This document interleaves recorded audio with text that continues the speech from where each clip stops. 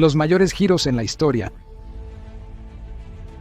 Soldados en el embalse de Chosin salvados por Dulces en noviembre de 1950.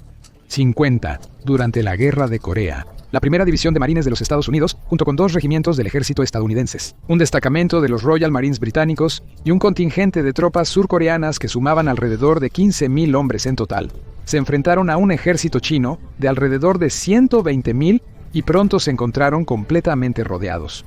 Aislados de sus suministros, dependían de constantes lanzamientos aéreos para seguir luchando. A medida que las temperaturas caían por debajo de los menos 30 grados Fahrenheit, la situación se volvía más desesperada, ya que enfrentaban ola tras ola de tropas chinas decididas a eliminar a las fuerzas de la Organización de las Naciones Unidas. Debido a los duros combates, los marines de los Estados Unidos se quedaron rápidamente sin munición, particularmente rondas de mortero de 60 milímetros. Al solicitar ser reabastecidos, los operadores de radio utilizaron la palabra clave Tootsie Roll para solicitar más de estas piezas vitales de artillería. Desafortunadamente, los operadores de radio de la Fuerza Aérea que recibieron el mensaje no tenían acceso al libro de códigos del Cuerpo de Marines y tomaron la solicitud al pie de la letra. Los aviones de carga fueron cargados con paletas del dulce de chocolate masticable y pronto estuvieron en camino hacia las tropas asediadas en el embalse de Chosin. Al principio, desconcertados y sin duda molestos por esta extraña entrega, los marines y otros soldados allí pronto encontraron que el dulce era una bonificación inesperada. Además, con las temperaturas congelantes, las raciones normales estarían literalmente congeladas, haciendo que comerlas se describiera generosamente como difícil. Al calentarse en la axila de un soldado, los Tootsie Rolls daban un rápido impulso energético a las tropas hambrientas. Esta era exactamente la razón por la que se suministraba dulces al ejército para empezar. El dulce masticable y azucarado se dio por primera vez a los marines desde la Primera Guerra Mundial como una fuente conveniente de energía. No se derrite ni se rompe fácilmente como una barra de chocolate común. Eran tan omnipresentes que durante la Segunda Guerra Mundial, los marines aparecieron en anuncios para el dulce y los Tootsie Rolls continuaron hasta la Guerra de Corea. Además de brindar energía a las tropas hambrientas, el dulce tenía otros usos. Al descongelarse, tiene una consistencia similar a la arcilla, moldeable en cualquier forma y en temperaturas frígidas, se solidifica rápidamente. Por esta razón, el dulce se utilizaba para tapar los agujeros de bala en jeeps y camiones. Mantener unidas las líneas de combustible divididas por el frío, volviéndose a congelar en una masa sólida que mantenía unidas las partes dañadas. Incluso hubo informes de que se utilizaban Tootsie Rolls como vendajes improvisados, tapando heridas de bala en las tropas heridas. Al observar la situación, el alto mando se dio cuenta de que las tropas en Chosin serían aniquiladas si seguían defendiendo la posición por más tiempo, y se ordenó una retirada. Mientras los agobiados marines y otros luchaban para abrirse paso a través de las líneas chinas, no faltaban vehículos y soldados que se mantenían unidos gracias a los dulces. Es posible que la historia y la efectividad de los Tootsie Rolls en una zona de combate se hayan exagerado con los años, pero no cabe duda de que más de unos pocos de los estacionados en Chosin deben sus vidas al gran suministro de estos dulces. Después de la batalla, los supervivientes se apodaron a sí mismos los Pocos de Chosin, aunque más de unos pocos se dieron el apodo de Marines Tootsie Roll. Esto solo demuestra que lo que puede parecer un error puede convertirse en una ventaja inesperada. La flota japonesa fue destruida por un presentimiento. Tras el ataque sorpresa a Pearl Harbor, la Marina estadounidense anhelaba asestar un golpe demoledor a la flota japonesa. Después de un enfrentamiento indeciso en la batalla del Mar del Coral, ambas marinas se enfrentaron unos meses después, disputándose el control sobre la pequeña isla del Pacífico de Midway. 4 portaaviones estadounidenses lanzaron sus aviones para buscar y destruir el mismo número de portaaviones japoneses dispuestos contra ellos. El 4 de junio de 1942, el comandante del grupo aéreo del United States Ship Enterprise, el teniente Clarence Wade McCluskey, lideraba una formación de 32 intrépidos bombarderos en picado que se dirigían hacia la ubicación de la flota japonesa. McCluskey estaba desconcertado por la decisión de enviar tantos bombarderos de torpedos como cazas en oleadas separadas, y su vuelo tenía poca coordinación con los aviones de otros portaaviones. Pero él y sus hombres continuaron con la misión de todos modos. Volaban hacia las coordenadas esperadas del enemigo, esperando sorprender a los japoneses. No obstante, al llegar a su destino, solo hallaron océano vacío. Sin objetivos visibles, McCluskey inició una búsqueda exhaustiva en el área, girando al oeste y luego al noroeste para rastrear la posible ruta tomada por los japoneses. Después de millas de búsqueda infructuosa, se resignó al fracaso y dirigió su avión y el resto de su formación de vuelta al Enterprise. Fue entonces cuando intervino la mano del destino. Navegando debajo de ellos estaba la estela inconfundible de un barco, que McCluskey pensó que era un crucero, aunque más tarde se reveló que era el destructor japonés Arashi, que había sido destacado para cazar el submarino United States Ship Nautilus. Iba a toda velocidad y se dirigía directamente hacia el noroeste, de vuelta a la flota japonesa. Por intuición, McCluskey giró su formación y utilizó la proa puntiaguda del Arashi como una flecha. La formación voló directo a los portaaviones japoneses desprevenidos. Los bombarderos de torpedos estadounidenses llegaron primero y habían realizado sus ataques volando bajo y lento sobre las olas hacia los portaaviones japoneses, convirtiéndolos en blancos fáciles para los cazas enemigos y las armas antiaéreas. Cuando los bombarderos en picado de McCluskey llegaron, los japoneses estaban enfocados en los aviones torpederos y muchos de sus aviones habían vuelto a los barcos para rearmarse y repostar. En una posición vulnerable, los bombarderos atacaron. Los bombarderos del Enterprise concentraron su ataque en dos de los portaaviones, el Kaga y el Akagi, para maximizar el daño. Tomados por sorpresa, los barcos japoneses fueron atacados causando daños graves. El Kaga y el Akagi estaban ambos en llamas y poco después apareció otra oleada de bombarderos en picado del Yorktown, que apuntaron al Soryu. Al final del día, los tres se hundirían, dejando solo al portaaviones japonés Hiru como superviviente de la batalla. Con este golpe decisivo, inclinó el impulso hacia los estadounidenses, dejando a los japoneses a la defensiva por el resto de la guerra. La corazonada de McCluskey y su decisión de seguir la estela del destructor japonés fue vista por muchos como el momento crucial de la batalla. El almirante Chester Nimitz declararía más tarde que si no hubiera tomado esa decisión de seguir buscando la flota japonesa y regresar a casa, la guerra habría durado 3 años más. Cuando regresó al Enterprise después de la exitosa misión, se sorprendió al descubrir que su avión había sido alcanzado 55 veces. Ahora, pasemos a... Un comentario casual destruye el muro de Berlín.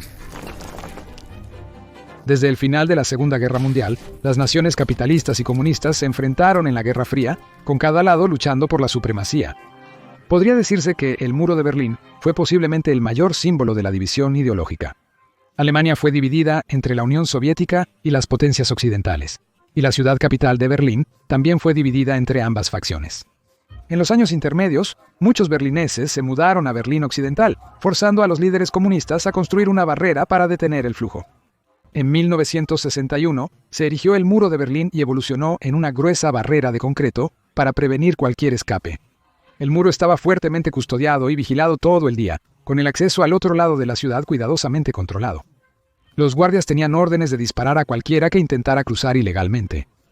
Durante las décadas intermedias, los berlineses del este tomaron riesgos increíbles para escapar a la libertad en el oeste, y el muro en sí se convirtió en un símbolo de represión y una representación visible de la cortina de hierro que dividía al mundo. Los líderes occidentales abogaron fuertemente por la eliminación de la barrera, siendo el más famoso el presidente de los Estados Unidos, Ronald Reagan, exigiendo al líder soviético, Mikhail Gorbachev, que derribara este muro. La gente del este de Berlín también deseaba fervientemente que el muro fuera derribado. No obstante, en los años 80 surgió cierta esperanza. Muchos regímenes comunistas estaban en proceso de liberalización, incluyendo los programas de Glasnost y Perestroika de la Unión Soviética. A finales de 1989, los berlineses del este salieron a las calles en masa, exigiendo reformas. Para noviembre, la dirección de la ciudad sabía que debía hacer concesiones o enfrentar una posible catástrofe. Cediendo a la opinión popular, se relajarían las restricciones en los controles fronterizos a Berlín Occidental, permitiendo cruces sin requisitos previos. Aún habría limitaciones, pero serían más permisivas que antes. El 9 de noviembre, Günter Schabowski, portavoz del gobierno, anunció en una conferencia de prensa la nueva política, tras recibir un informe que no tuvo tiempo de leer. Cuando se le preguntó cuándo se implementarían las nuevas políticas, Schabowski titubeó, diciendo: "Que yo sepa, es efectivo de inmediato". Estaba programado para comenzar a la mañana siguiente, pero en ese momento parecía un descuido menor. También olvidó mencionar que aún se necesitarían pasaportes y que otras restricciones seguirían vigentes. La conferencia de prensa se transmitió en la televisión de Alemania Oriental. Después del anuncio, los berlineses del este salieron a las calles para intentar cruzar al oeste. Los guardias en el muro no habían recibido ninguna instrucción actualizada y se sorprendieron al encontrar a cientos, luego miles de ciudadanos acumulándose en las puertas exigiendo cruzar. Sin opción y sin comunicación de sus superiores, las puertas se abrieron de golpe y las dos mitades de la ciudad divididas se unieron una vez más. Los berlineses occidentales también salieron a las calles para saludar a sus familiares, amigos y compatriotas después de décadas de separación. Algunos trajeron picos y mazos y comenzaron a desmoronar la barrera, y el proceso de demolición del muro de Berlín comenzó, todo debido a un burócrata desprevenido que hizo un comentario improvisado. El plan del rey Veneno se vuelve en su contra. En el primer siglo a.C., la República Romana estaba aumentando constantemente su territorio y se encontró en una serie de luchas muy disputadas por el control de Asia Menor. Su principal adversario era Mitrídates VI, rey de Ponto, un próspero reino en el norte de Anatolia, Turquía. Durante el curso de su reinado, Mitrídates dedicó sus energías a eliminar la presencia romana en la región, incluyendo la organización de las Vísperas Asiáticas, una conspiración en la que serían masacrados los recaudadores de impuestos romanos, propietarios de tierras y otros italianos en Asia, así como varias guerras en las que se enfrentó a las legiones romanas, lideradas por brillantes generales como Lucio Cornelio Sola y Pompeyo el Grande. A pesar de algunos éxitos, sus esperanzas de una Anatolia liberada de la influencia romana se desvanecieron, cuando después de una exitosa campaña contra los piratas en el Mediterráneo, Pompeyo se hizo cargo del esfuerzo de guerra contra Ponto y aplastó el ejército de Mitrídates.